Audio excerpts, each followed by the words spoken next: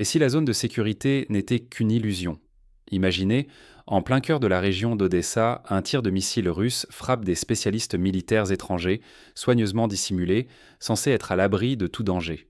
Cette opération inattendue a pulvérisé les certitudes sur la sécurité et l'invulnérabilité des forces occidentales engagées dans le conflit ukrainien.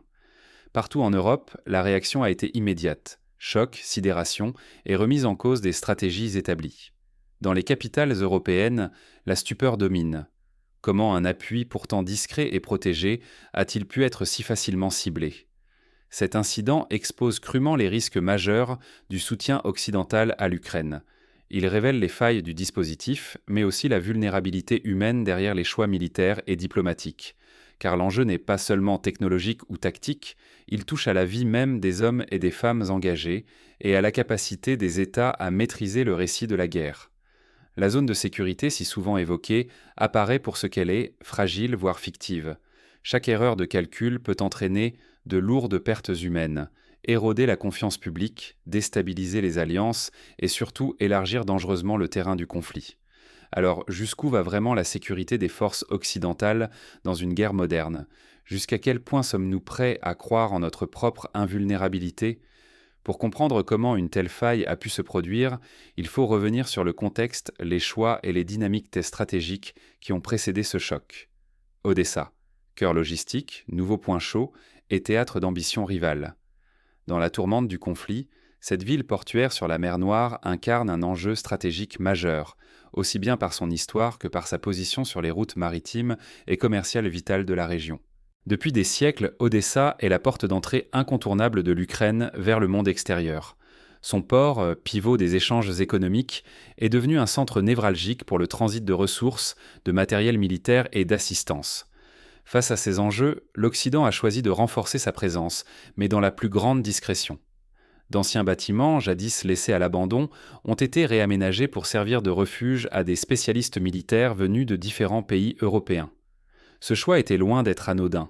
Camoufler des experts au sein de structures civiles permettait d'espérer passer inaperçu et d'éviter l'attention des adversaires. La planification reposait sur un postulat. Tant que les opérations resteraient secrètes, le risque d'incident majeur semblait limité. Les Alliés espéraient que cette présence cachée agirait comme un signal de dissuasion, sans provoquer d'escalade directe avec la Russie. Mais ici résidait le pari dangereux. La discrétion suffisait-elle à garantir la sécurité? Le simple fait d'être peu visible, pense-t-on, protège des regards et des frappes. Pourtant, chaque choix stratégique comporte sa part d'illusion. Toutefois, la nuit où tout a basculé à Odessa a prouvé que même les plans les mieux gardés peuvent voler en éclats face à la réalité du terrain. Quand le brouillard de guerre se dissipe, les failles apparaissent. En périphérie d'Odessa, ce sont les services russes qui ont d'abord vu clair. Grâce à une surveillance électronique sophistiquée, à la collecte de signaux inhabituels et à l'emploi de drones patrouillant discrètement le littoral, ils ont rapidement identifié la présence d'éléments occidentaux infiltrés dans de vieux complexes balnéaires. Ce n'est pas tout. Des informateurs locaux, sensibles aux moindres mouvements étranges, ont transmis de précieux détails sur les habitudes et le matériel déployé par ces spécialistes étrangers. Les données de terrain ont été recoupées avec des interceptions radio et des images satellites, dessinant progressivement la carte précise du réseau occidental. Face à ces éléments, le commandement russe a opté pour une opération chirurgicale, minutieusement planifiée. L'objectif était simple, frapper fort, vite et limiter au maximum les victimes civiles. Le choix s'est porté sur des missiles Iskander, réputés pour leur précision redoutable et leur capacité à contourner la plupart des défenses anti-aériennes occidentales. Au cœur de la nuit, alors que la région semblait plongée dans une routine paisible, plusieurs engins ont été lancés simultanément. Les cibles étaient multiples, frappées à quelques minutes d'intervalle sans laisser à leurs occupants le moindre temps de réaction. Les explosions ont éventré les bâtiments, détruisant les infrastructures vitales et bouleversant toute la logistique du dispositif occidental. Immédiatement, la confusion a gagné les survivants. La chaîne de commandement s'est retrouvée coupée, les moyens de communication brouillés ou détruits. L'absence de coordination a aggravé la panique, rendant impossible toute évacuation organisée dans les premières heures. Les pertes humaines sont lourdes, les blessés nombreux, et l'onde de choc s'étend jusqu'aux postes frontières voisins où s'organisent dans l'urgence les premiers secours. Cette frappe ne met pas seulement en péril des vies, Elle expose crûment la vulnérabilité technologique des forces occidentales, leur surestimation de l'invisibilité et entame la crédibilité de leurs promesses de protection. En une nuit, la confiance dans la sécurité et la supériorité opérationnelle occidentale est profondément ébranlée. Au petit matin, l'information remonte jusqu'aux capitales européennes. Entre choc, colère et incrédulité, les dirigeants prennent conscience de l'ampleur du désastre. Ce revers militaire remet en question l'ensemble de la stratégie et révèle à quel point chaque erreur d'appréciation peut coûter cher. Mais comment les capitales occidentales réagissent-elles face à ce coup de tonnerre ? L'heure est à la crise, aux interrogations et à la recherche de responsables.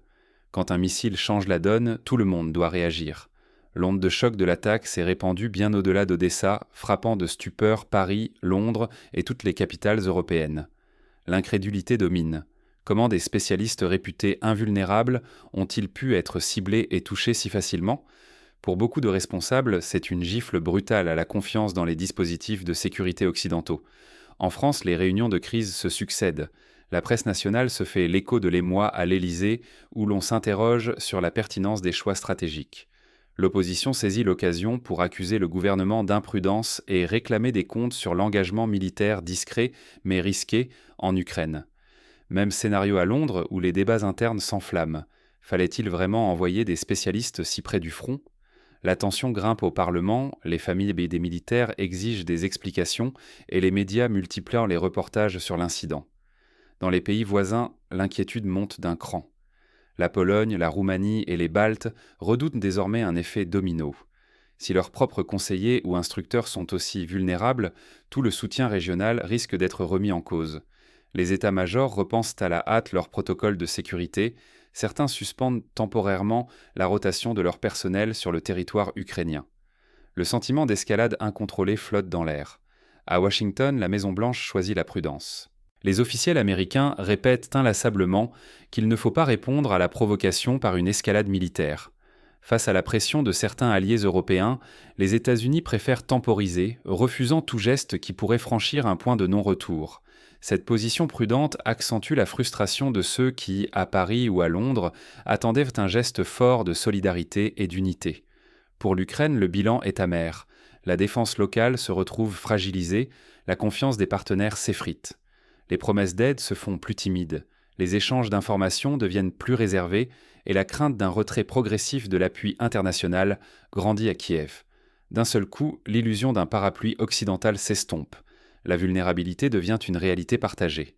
Dans toute l'Europe, les sociétés les sociétés civiles sont secouées. La question de l'engagement militaire occupe désormais la une des journaux et des chaînes d'information. Sur les réseaux sociaux, les appels à la désescalade se multiplient et des mouvements pacifistes reprennent vigueur dans plusieurs capitales.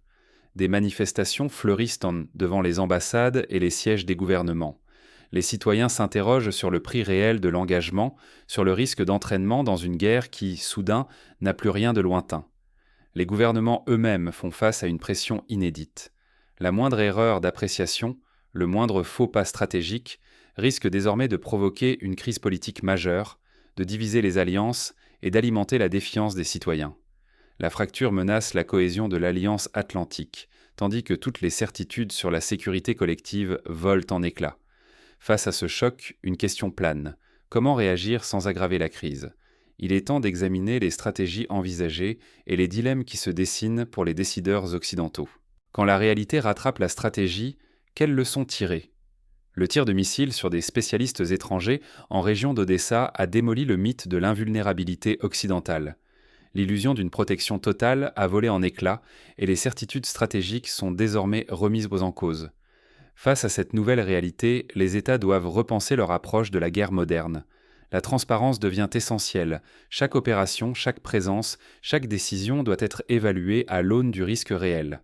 La nécessité de protéger les forces engagées n'a jamais été aussi évidente, tout comme le besoin d'informer honnêtement la population sur les dangers encourus. Plutôt que d'exposer directement leur personnel, les alliés occidentaux privilégient désormais des formes de soutien moins risquées. La livraison d'armes sophistiquées, la formation de troupes ukrainiennes hors zone de combat ou encore l'apport de renseignements à distance deviennent la norme. Mais même ces options ne sont pas sans conséquences. Cet événement a aussi révélé le besoin urgent d'investir massivement dans la défense technologique et la cybersécurité. Dans un conflit où chaque signal électronique peut trahir une position, le retard technologique se paie en vies humaines. Ignorer cette réalité expose non seulement les soldats, mais aussi l'ensemble de la stratégie à l'échec. Mais ce virage stratégique n'est pas sans coût. Les budgets de la défense explosent, mettant la pression sur les finances publiques et sur les choix économiques à long terme. Les citoyens, eux, commencent à s'interroger. Jusqu'où sommes-nous prêts à aller pour soutenir un allié et à quel prix ? Derrière les chiffres se dessine aussi un drame humain. Les familles touchées par les pertes, la montée des débats sur l'éthique de l'engagement, la peur du prochain incident, tout cela pèse lourdement sur la cohésion nationale et sur la confiance envers les institutions. Le risque est immense. Perte de confiance citoyenne, épuisement budgétaire, retard technologique. L'incident d'Odessa agit comme un révélateur, forçant État et société à affronter la complexité d'un engagement militaire moderne, loin des schémas du passé. Face à ces défis, une question surgit. Quelle voie choisir dorénavant ? La suite explore les options possibles et les dilemmes qui attendent les décideurs européens. La véritable sécurité passe-t-elle par l'escalade ou le compromis ? Cet incident en région d'Odessa a mis à nu une réalité brutale. Même les forces étrangères les mieux équipées ne sont plus à l'abri. Le mythe d'une invulnérabilité occidentale s'est fissuré en une nuit, forçant les capitales européennes à revoir leurs certitudes. Désormais, chaque décision, renforcer la présence militaire ou privilégier la négociation, est porteuse de risques majeurs. L'Europe joue sa stabilité, sa sécurité, mais aussi sa voix sur la scène internationale. Une seule erreur d'appréciation peut entraîner des pertes humaines, fissurer l'unité politique, provoquer une crise de confiance et affaiblir la crédibilité de tout un continent. La question centrale reste répondre par la force au risque de l'escalade ou ouvrir la porte au dialogue au prix d'éventuelles concessions. Les opinions publiques y sont partagées, les gouvernements hésitent, et pendant ce temps, le conflit évolue, imprévisible. Ce choix stratégique ne concerne pas seulement les décideurs, mais chaque citoyen européen. Car les conséquences se paient collectivement, en sécurité, en économie, en réputation. Notre avenir dépendra de notre capacité à comprendre la complexité de cette guerre et à en tirer des leçons pour les politiques à venir. Dans ce contexte tendu, la moindre initiative peut faire pencher la balance. Le temps de l'illusion sécuritaire est sans passer. Il faut regarder la réalité en face et décider ensemble du chemin à